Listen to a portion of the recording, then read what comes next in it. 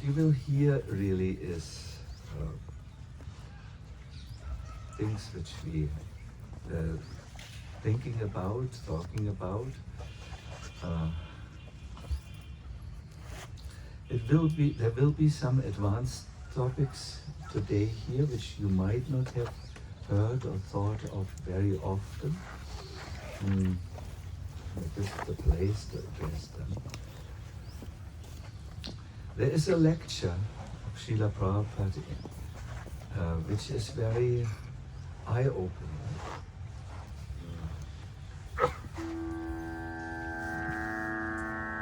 With which we will start, but before, let us offer our humble obeisances.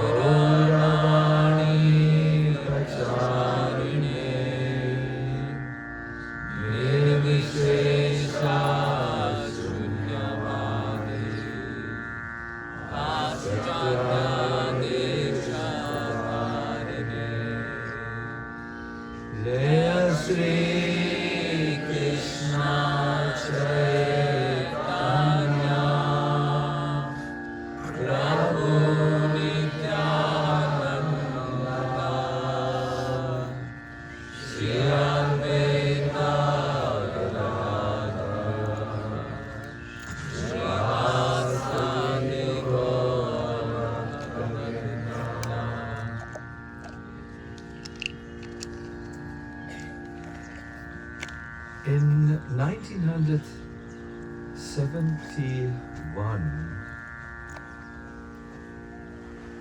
around that time, Prabhupada gave a few lectures where he indicated to us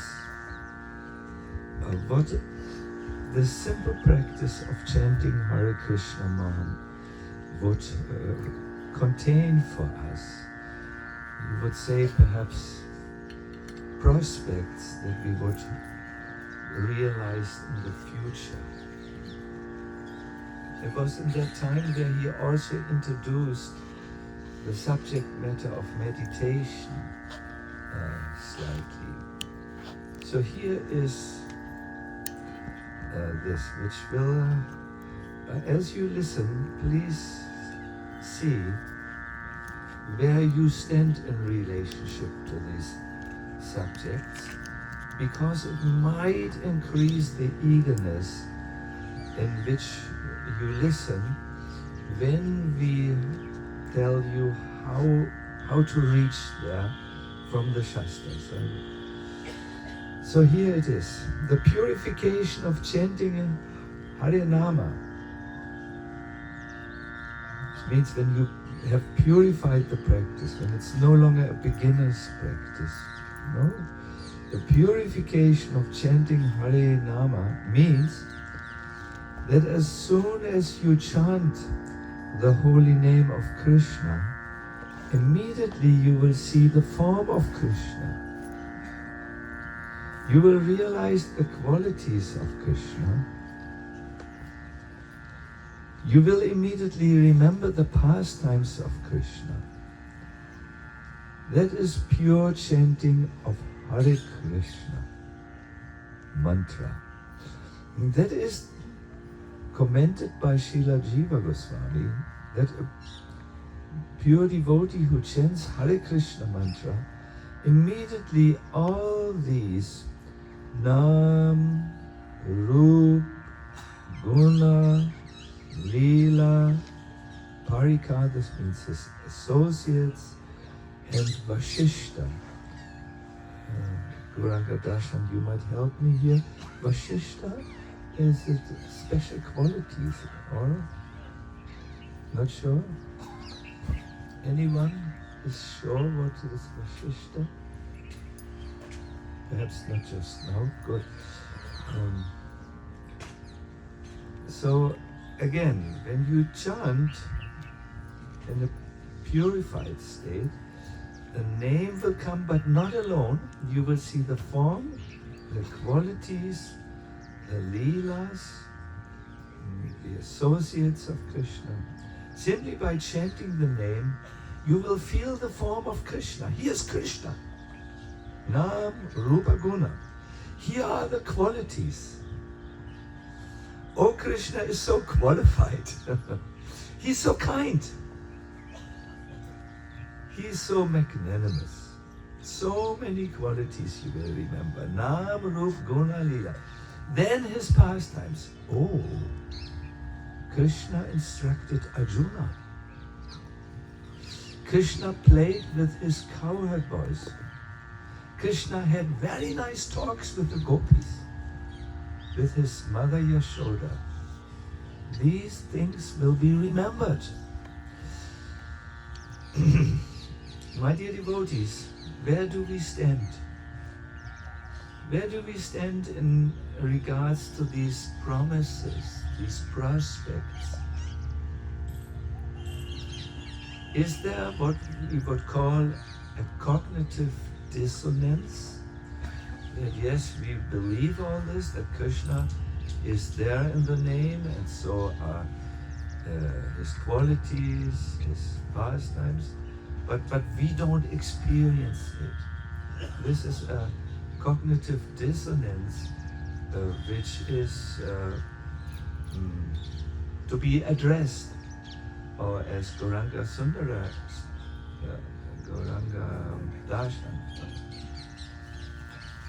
said, the gap between where we are now and what is there needs to be looked at. For a serious devotee, it is not enough to build a big project like the Govardhan Retreat Center or any new temple. He will see what is happening in the temple of my heart. What is with my ultimate construction, my ultimate building. You can understand what will happen in Krishna consciousness from a very interesting, intriguing description of how Bhaktivinoda Thakur speaks about the appearance of rasa. Rasa is a certain taste that develops when you connect with Krishna and have a relationship or some type of experience or realization of Krishna. He says, when a person is happy, that feeling of happiness will manifest as smiling.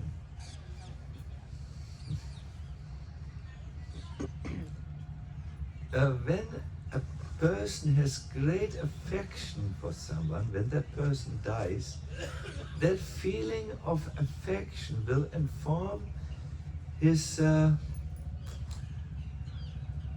us say humorously, his water production in the eyes. He will cry. Or when someone has love in his heart, he will dance.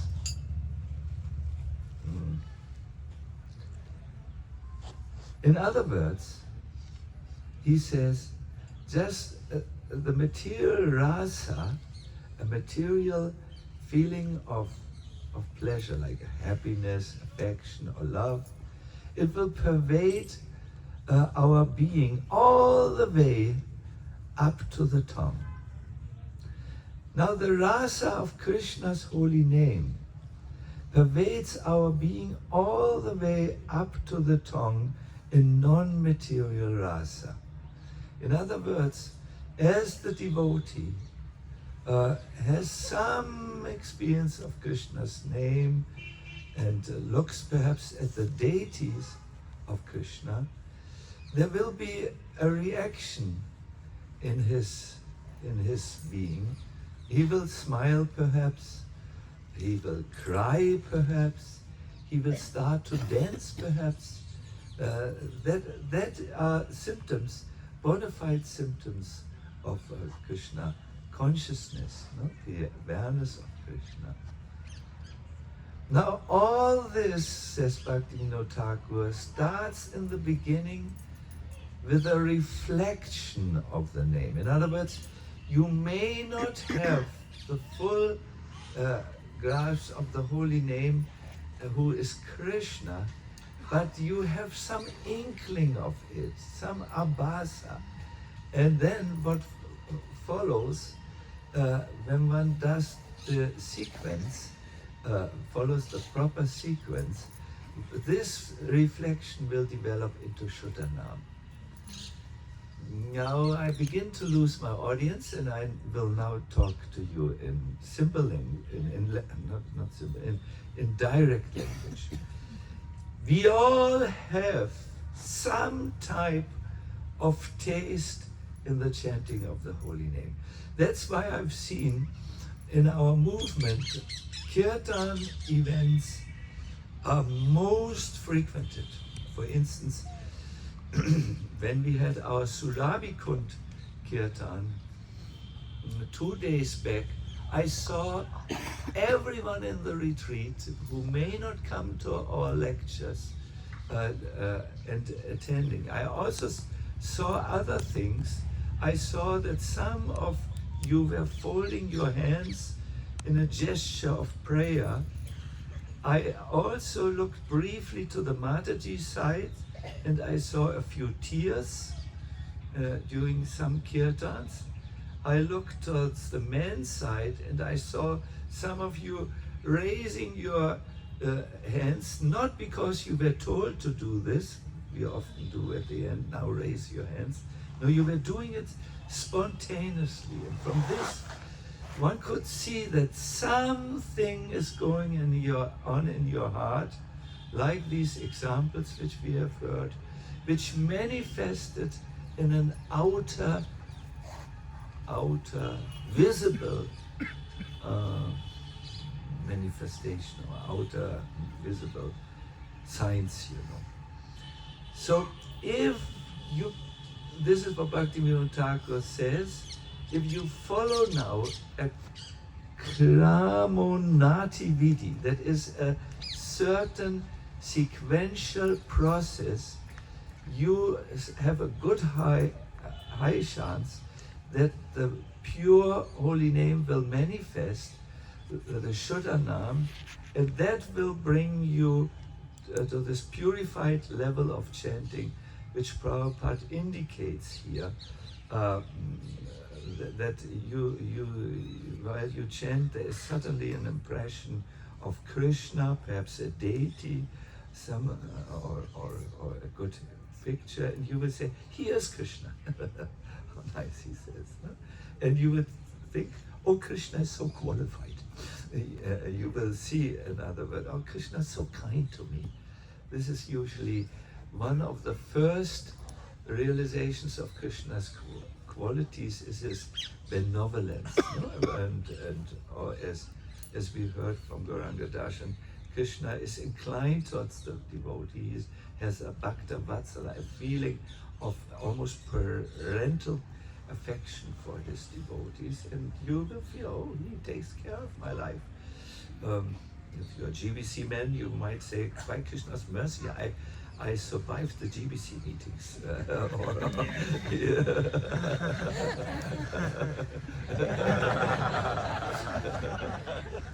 They are, by the way, very necessary meetings. I'm not saying this, but I heard it's strenuous. Or you might have others feelings where Krishna, "Oh, Krishna brought me to Vrindavan," "Oh, Krishna is so kind to me." And these are initial realizations which we all know, my dear devotees. If we now get a little information of a it's called krama, steps, which we take, like the steps in a staircase. we will arrive to further realizations. So I will now tell you these steps which Bhaktivinoda Thakur says, provided you want to hear them. Yes.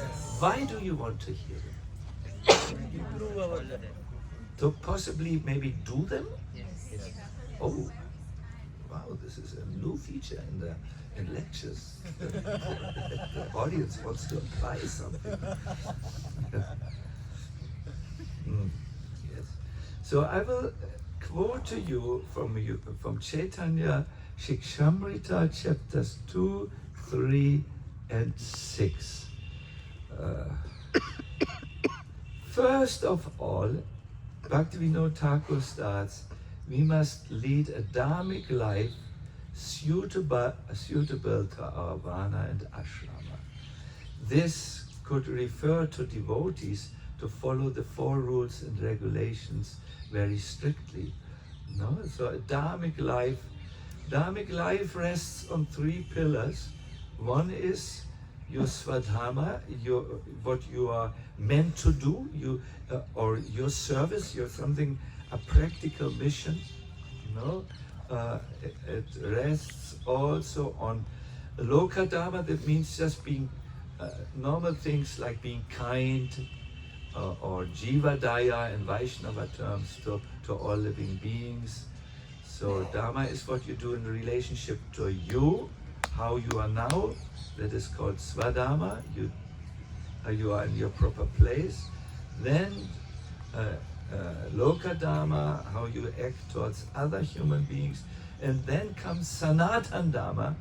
This is, of course, how you react in relationship to whom? Krishna. You know everything already. Yes, so a dharmic life, try to live. It's not always easy to find swadharma and so on, but give your best. This is how it starts. Then you should avoid the second step, offenses and sins, the aparatas, which we have discussed, and sins, yeah. Then you should engage in the top 5 activities of Vaidhi Sadhana Bhakti. Let us see if we have devotees who read Prabhupada's books amongst us. What are these 5 activities? Yes, I see from the stirring in the audience that you know. Sadhu Sangha starts with Sadhu Sangha. Nam Smaran, you chant the holy name. Bhagavat Shravan, you listen to the Bhagavatam. Mathura Vasa, you live in the holy Dham, you do this. Wonderful. And then finally, Murti Seva Samansa. Murti Seva, you worship the deities. So these 5 activities, they will give you, so to say, a fundament in your devotional life. And you can see, you can check them, how well you do. We hear that by all these activities, even if you only do that slightly, the result of this is, listen to this, that you will develop a bhava, means a Krishna conscious emotion or devotion towards Shyam Sundar Krishna. That was also there in one of the shlokas which our Gauranga Darshan presented to us from Vrindavan Mahimamrita. By just coming to this place, Vrindavan Dham, your ekantika, your single-minded focus on Krishna will be born. Maybe you have this experience. Do you think more of Krishna here? No? This is in the natural. So this is fundament, and then here, now he he lifts up the bar, I think we say in American English. He now come the more, this we already know. Now you increase attentive chanting until one chants more than 192 rounds daily. Oh no, Maharaj! I barely get over with 16 boring rounds, you know. No krama for me. My dear devotees, when you learn to chant attentively your rounds, where you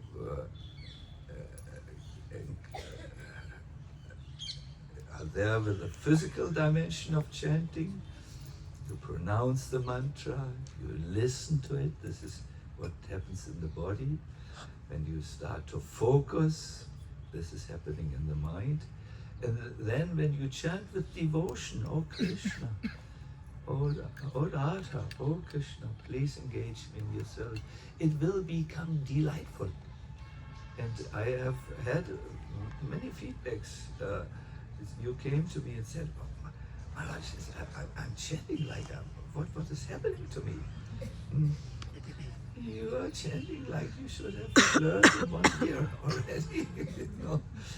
You are starting to chant the holy name. This is happening to you. So gradually increasing. Just like when you eat some delicious food, you will like, oh, can you please give me more of this preparation? Rice, no, I think I have enough, I had enough rice today, but from this preparation, I very much appreciate, I will eat more. No, this is normal, this is natural. At that time, gradually one's involvement with Vana and Ashram Dharma decreases while one progresses from Shraddha to Prema. You know, one will be very focused on Krishna. This will be given most of one's attention. This method, says Bhaktivinoda Thakur, was originally written down by Gopal Guru Goswami. It was also taught by Haridas Thakur, and it was observed by the Vaishnavas in Puri and in Braj. It's in other words an established grammar. Grammar, but it's a word here, grammar nati vidi. No?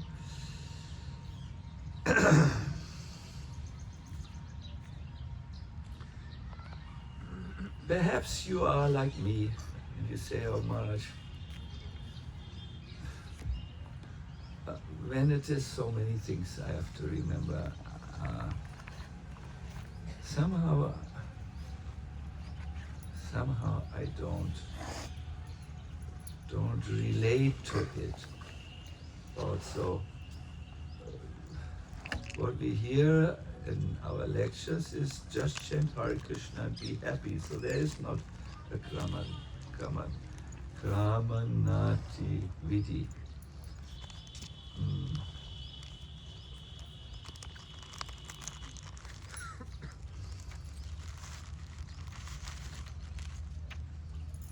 I can only answer in one way. And I like this in the answer which we heard in the Bhagavatam class. First of all, we need to become convinced that there is a goal of human life and that this is attractive for me, this goal. And once you know how to do this, how to that there is an attractive goal and I can reach it, you will find out how to go there. A little while ago, one minister of youth education minister of youth in our ISKCON movement, he came as a young boy to Schloss Rettershof. he knew that there are Mahasweets down in the Prasadam area, but this area was locked in the night. He knew mostly the sweets went to the older devotees who devoured them with a cruel smile in their face before him. But he developed an attraction, and then he thought, I must get this Mahaprasad. But the door to the kitchen was closed. It was locked tight. Perhaps the older devotees had a secret key, but no, it was not accessible to the normal person. So he came up with this genius plan, which he fulfilled every night. There was a lift which went from the kitchen directly to the deity compartment. And somehow he found a way how to enter this lift. His younger brother lowered the lift and he came into the kitchen, which was locked from outside, but now he came to the lift. And he took all the Mahasweets. I remember it took us 6 months to find out, because it was so genius. We hadn't thought to go in a lift which was only for food, It was a small lift, not like this perhaps, You had to really do a Houdini number to get into the lift. Yes, so when you know and you are convinced of something that you can reach it somehow or other, at that time the question, how can I go there, becomes of great interest for you. So it is important for us to know how to become convinced of these things, and I think that's why we like to go on retreat. We like to hear from the Bhagavatam. We like to hear from the scriptures. We like to hear in an atmosphere which is favorable, so as to become convinced.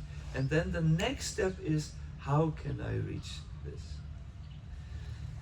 I won't leave you only with this long list. I want to present to you an express way which will bring you to these things. And I must tell you, I personally practice this express way because it's only 3 points. It is very doable and it is very effective. I'm taking this from Srila Vishwanath Chakravarti Thakur's comment, which is in our Bhuijan Prabhu's latest Bhagavatam overview. What was the title? Towards his smiling lotus face, or something like this. He is always, yes, towards his smiling lotus face. It is how we can absorb our mind, because the process of Krishna consciousness, Madhavananda, your attention has wandered to the monkey. The process of Krishna consciousness is really in effect a process of absorption. To be conscious of something in a general way is one thing, but to be conscious of something in a more specific way and for longer amounts of time, it means absorption. You have, when you become absorbed, then Krishna consciousness is very relishable. But when you are distracted again and again, then it's almost like entering into a room and falling out of it. It doesn't really give you an experience. So here are 3 steps to absorb your mind. He says, by this practice one absorbs his mind in Krishna. The first is where you use your body. It's offering obeisances. When you offer your obeisances, initially you bow down to either your spiritual master or to Krishna. Now, amongst all these parts which bow down,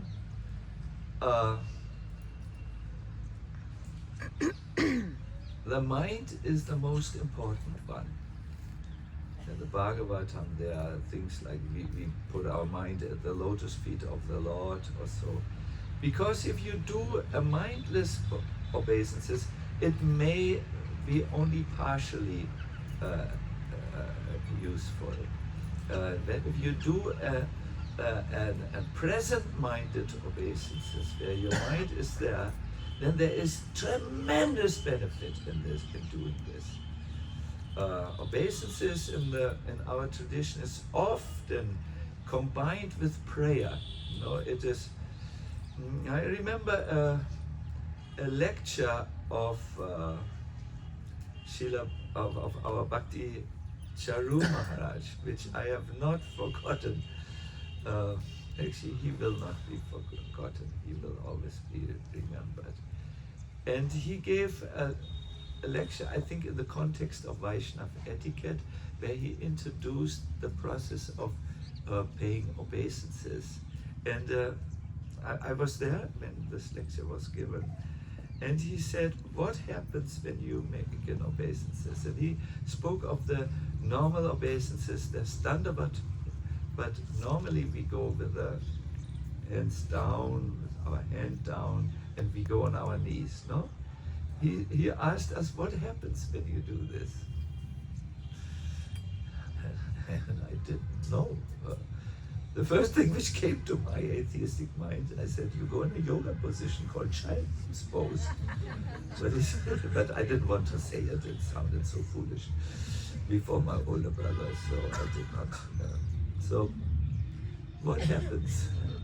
I remember all of us, you speak a mantra to your spiritual master. But he had, of course, something in his mind. And then he said something which I found so good, you know. He said, your head goes down and your heart goes up.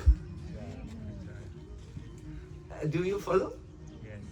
Head goes down, your concepts, what you think you know, your programs, your inner wiring goes down. Man, bow down, mister. Bow down, sister. It touches the ground. Whoa, that's already when my father saw me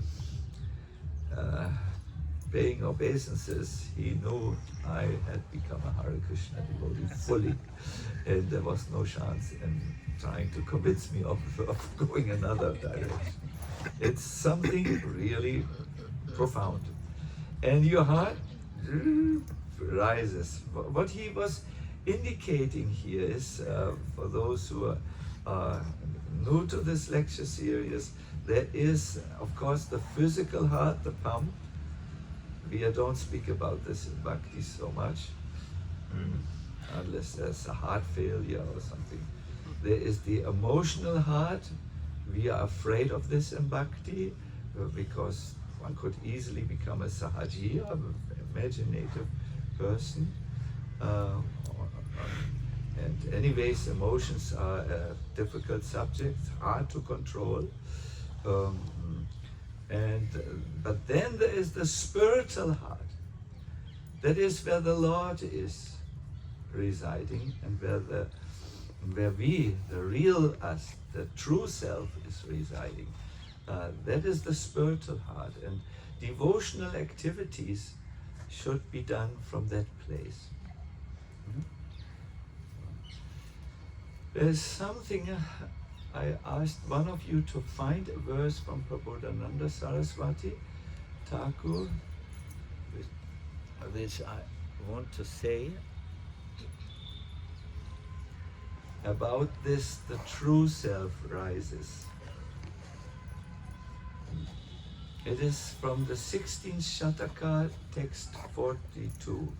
Vindana satatam kim etat akilam koham ka ishon viti Chinnana satupasana surikaya dushneha pasam dridham Rundana satatam katimriyaganam Vindana vapyam param Brindaranyani Sheva Jaiva Sukhakim Dana Yagyadikai. Dear friend, what would it matter to you if you would attain everything?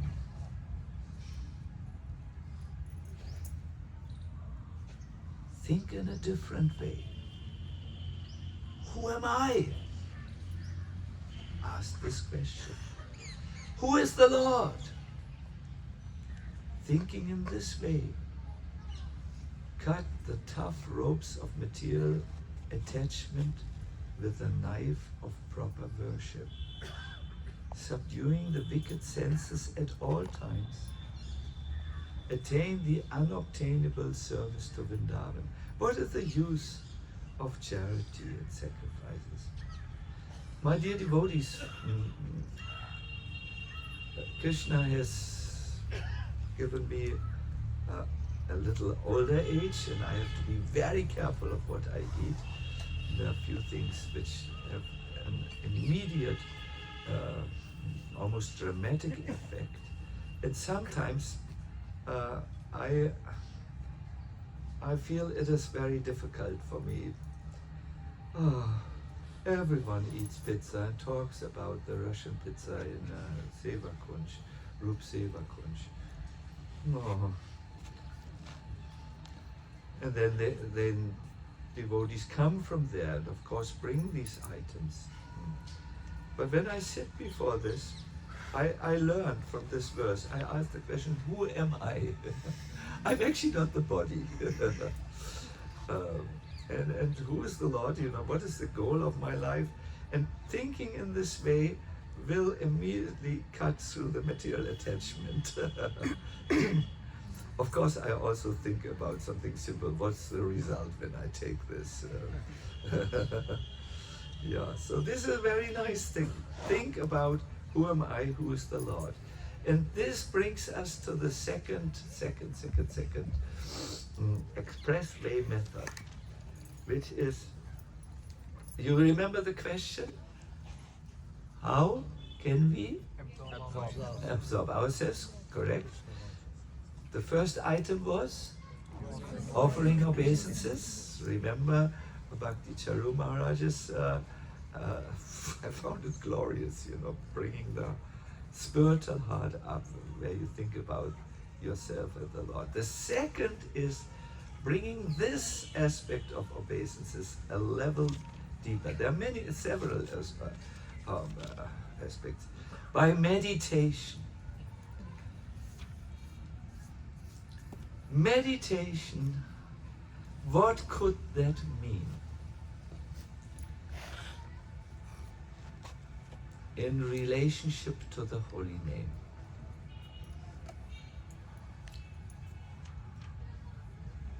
Any one of you remembers the last classes where we talked about 6 things which bring your japa to perfection? Yes.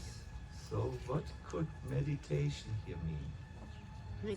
Mantrata Chintanam. Thank you. It's a success moment for me. Mantrata Chintanam. Thinking about the meaning of the mantra.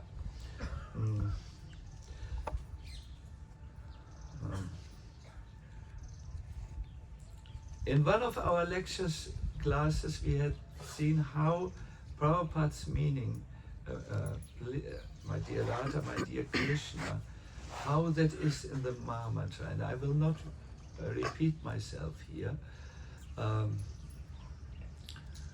Sometimes devotees asked, Maharaj, or anyone they asked, how can we do these 2 things? And Prabhupada said, chant and just hear, no? Yes, this is one thing he said. Many, many things he said. Will this not distract me? My dear devotees, it is possible to do two things and not be distracted. For instance, if I want to have a very nice tea, health tea, I don't have this with me, but I will take a tea bag and put it into the water. And as I keep it there for 5 to 10 minutes, the water will absorb and adopt the taste of this, let us say, peppermint, if it's a peppermint tea. At that time, it's no longer two things. I take the tea bag out, there's only one thing. We call it peppermint tea. In the same way, my dear devotees, if you think about the meaning of the Hare Krishna Mahamantra, it will inform your mind.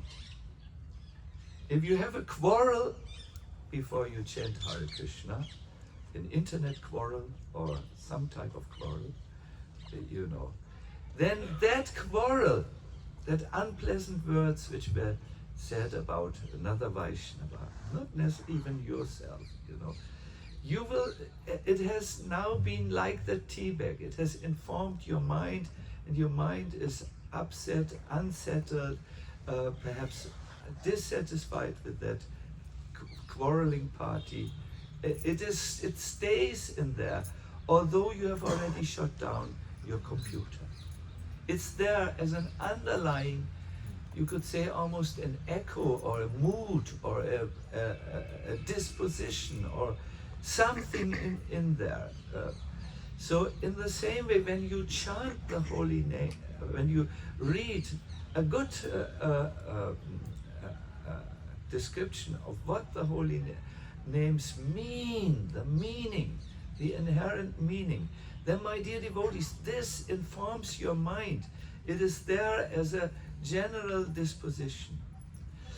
What many devotees of old do, old means after Bhaktivinoda Thakur, they read, for instance, a prayer before they chant. Have you heard about this? Saranagati prayers, and they read it, and it colors their mind with a devotional attitude. It's not a distraction at all. It's a great help to chant from the spiritual heart and address Lord Krishna. It is not unnecessary. It is not unrequired. It increases the spirituality of your mind by increasing or by putting positive, good content in there. Yes? No?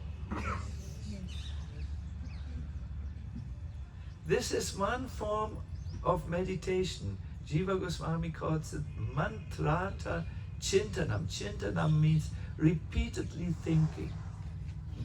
It is something which is in the reach of everyone. But there are other meditations. One is given by the disciple of Gopal Guru Goswami. Gopal Guru Goswami, and his story was mentioned by Gauranga Darshan, and it appeared again in another lecture. I refer you to this. I will not tell the story. It is also well known in it. He had a disciple. The name of this disciple is the Moon of Meditation. What a good name. Dhyan Chandra Goswami, Sanskrit name. Dhyan means meditation, Chandra means the moon. And he gave a very sweet meditation from the ocean of Shastra, which accompanies the Mahamantra. It is also found in the Sanat Kumar Samhita. This is the description and we will meditate. We will try to just meditate about one aspect in a moment. Please listen, however, before we do this, to the description. You remember, in Bhakti, japa is not just a technique which is done also. There's japa in many traditions, yoga traditions also. The Om japa is very known, and so on. Om japa, no, not Om japa. It's japa of many things. For instance, Trayambakam Om, Trayambakam Dajamahe Sugandhim Pushpa, Pushpivadanam. It is chanted 11 times with the help of a mala. And there are many other japas, many. But we are in the Bhakti tradition. And what we do in the Bhakti tradition is we approach and we do things with devotion. No? So here is a devotional meditation. Sri Krishna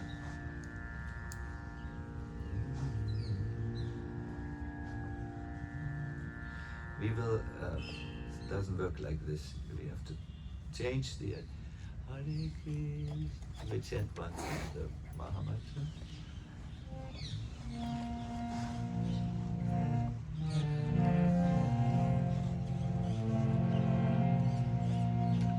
Let us chant this very silently. I was now a little excited, and you can't meditate when you're excited. You know, you have to calm yourself a little, and perhaps you were also excited because I yelled at you.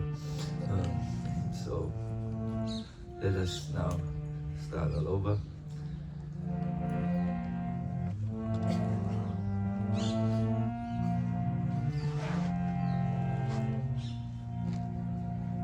Hare Krishna, Hare Krishna. It's not yet your turn. Krishna, Krishna, Hare Hare.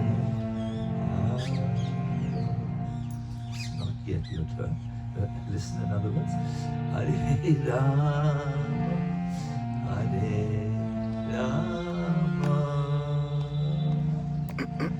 Ramo, Ramo, Hare, Hare. Hare Krishna, Hare Krishna, Krishna Krishna, Hare Hare, Hare Rama.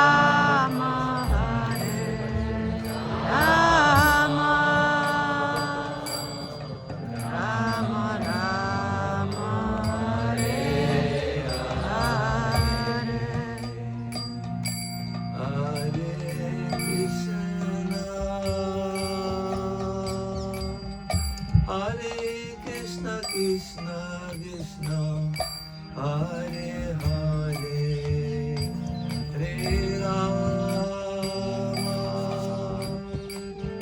Hare Rama, Rama Rama, Hare Hare, Hare Krishna, Hare Krishna, Krishna Krishna, Hare Hare, Hare Rama,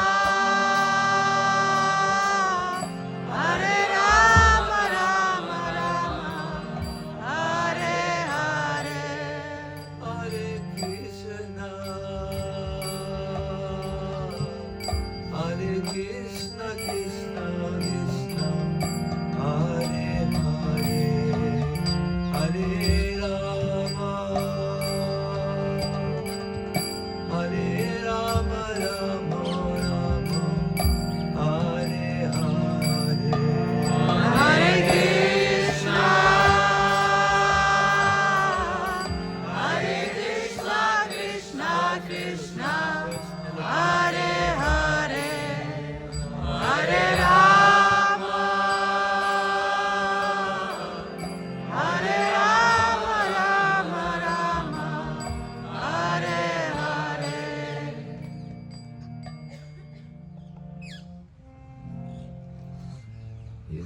meditation, the dhyana that accompanies the Mahamantra according to Dhyan Chandra Goswami. As you listen to these lines, try to listen actively. Jiva Goswami gives the analogy of a calf who walks behind the mother cow because the calf knows there is milk in the udder and I can have it. So here's nectar for you, but you need to walk with your mind behind these words. See, Krishna is playing in the cooling waters of the Yamuna. The Yamuna you've seen, Krishna is there, you may have seen pictures. Or Krishna stands in the shade of a Kadamba tree in the beautiful Vrindavan forest. You've heard about Krishna. He has lotus feet. He's dressed in a yellow dhoti. There is a navel very deep. Wonderful, attractive chest. There's a beautiful garland. Then there's Lord Krishna's wonderful face. It is framed with curly black hair. There's a soft smile on his lips. And he glances, and these glances rain down or shower down mercy to his devotees.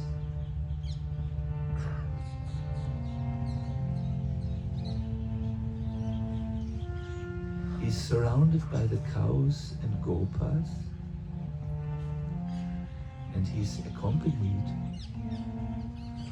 by Sri Radha. Seen the beautiful altar of Radha Shyam Sundar. There's beautiful deity of Srimati Radharani also there, next to Krishna.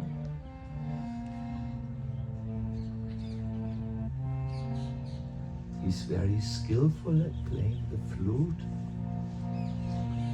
as he stands in a charming threefold bended pose, the Tribanga pose.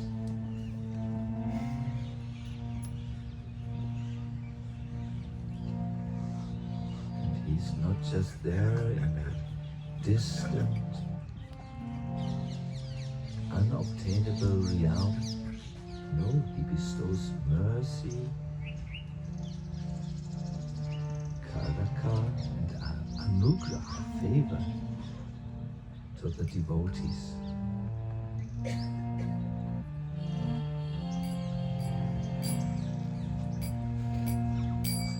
Hare Krishna, Hare Krishna, Krishna Krishna, Hare Hare, Hare Rama.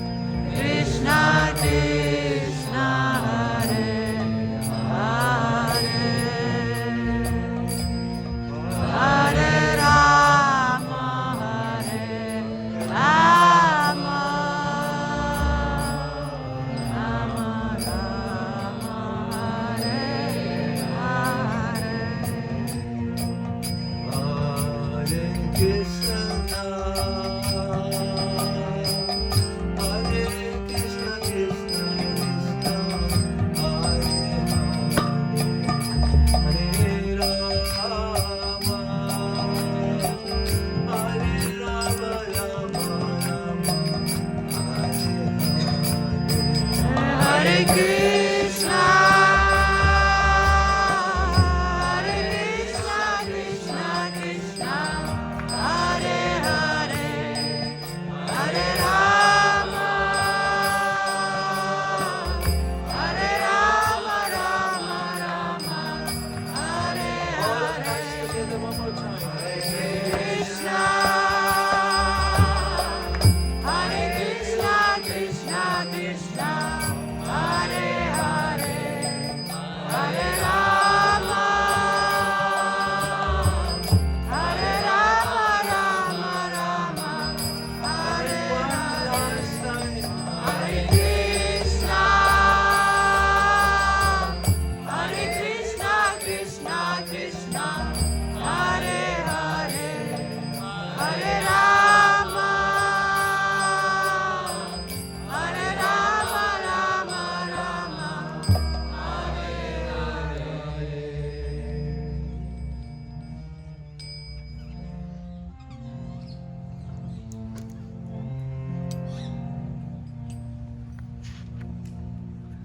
Hare Krishna. What is the third point of the express way? The first point was offering obeisances, correct. The second point, Meditation. meditation. You did it in some ways, either about the meaning of the mantra, or this from Chanting Swami. The third is chanting. However, as you see, with these preparations, obeisances and meditation, the chanting becomes imbued and it becomes Sankirtan, or one meaning is total Sankirtan. No? You are absorbed with your, not just with your body, but with your mind and with your heart. So, Hare Krishna. That could be a takeaway, these three things. If you want to find the reference, it's in the 9th Canto, 19th chapter, text 29. It is by, to be found in the Tika, the explanation of Srila Vishwanath Chakravarti Thakur to this one, 9/19/29. Good. Now we start with our Kirtan session. I just want to say, Maharaj, you are most welcome to stay. We will do now for 1 hour Kirtan, and then there will be reflection. If you wish to stay, or maybe stay for some time, or you decide. But yeah, yes. Oh.